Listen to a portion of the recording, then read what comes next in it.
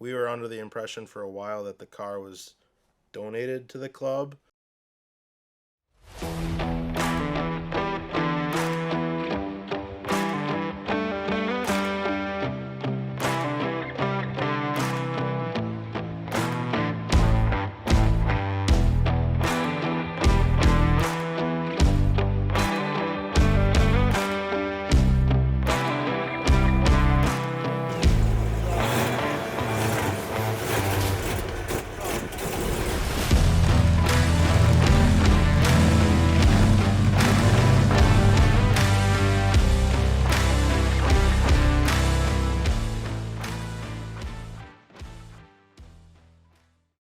Hi, my name is David Schulke.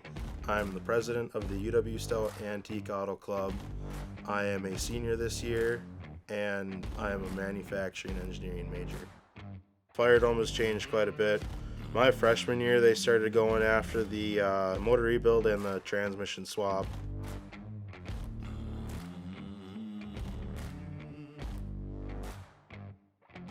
I think it's at the point right now where the car is in a very good shape and condition. Doesn't really need anything, but there's just a lot of odds and ends, regular maintenance. There are some interior trim pieces and vinyl and other stuff that can be tidied up. We were under the impression for a while that the car was donated to the club, but in more recent time we were told by a guy on Facebook that he remembers being in school between the years of like 1979 and 1980 where they actually went and purchased the car. But up until then we didn't really know when the car was purchased. But I think it's fair enough assumption that between 1980 and 1979 that they purchased at some point between those years, because our bank account at BMO Harris was opened in 1971. So I think with that started having our car shows, and then within the 7, 8, 9 years they were able to think about, oh, maybe we should go purchase a club car, and then they purchased a car, and it's been here since then. Car's been getting wrenched on since we bought it. I think it was a pretty reliable vehicle back when they bought it, because there's a lot of more, like in the 80s and 90s they did a lot of road trips with it. And then I think at that point, once it got closer to the early 2000s, the reliability went down a little bit and the demographic of the club changed, where they weren't really taking it out on long road trips on the weekends. And then with that, then there was also some instances of the car being stolen after a car show, because we used to transfer the title from club member to club member, but then very shortly after that we realized that that was a bad idea, because someone had the car in their name. They were like, well, I own the car is in my name, title has my name on it. They took the car. The club in early 2010s had to go through a process of probably 4 or 5 years of going back and doing legal actions against the guy that originally took the car, who was once a club member, once a trusted club member, to the point that the club put his name on the title, and then that all got turned upside down when he took the car. So now the car is in the UW-Stout Auto Club name. From the story that I was told, the car was taken after a show. I want to say it was in the late 2000s. That's when they started racking up the money to go and get a lawyer, and then the lawyer of the thief and the auto club's lawyer went back and forth, and then it was about to come to a trial or a court hearing.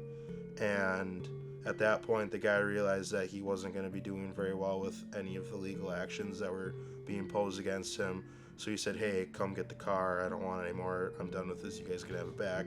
So in the club went and got the trailer, went out to the guy's house, and the motor was out of the car, the front clip was off the car, the hood was off the car was in pieces.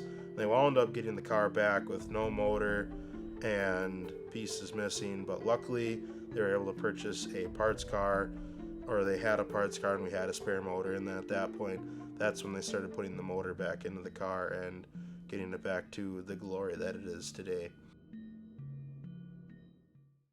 I can say my experiences have mainly been great experiences, whether it be driving the dome, getting to work on the dome, just being able to look at the Dome whenever I'm at the Auto Clubhouse. It's a very nostalgic car, and with that, there's been so many people in the club that have experienced the car, because the car has been in the club for many, many, many years. So everybody that's been in the club since early on has been able to go and say, hey, I've seen the car. We post pictures on Facebook in our Facebook group, and they go, hey, I remember when we took that car on that road trip way back when, and people seeing it at the car show and being able to come around and still check it out.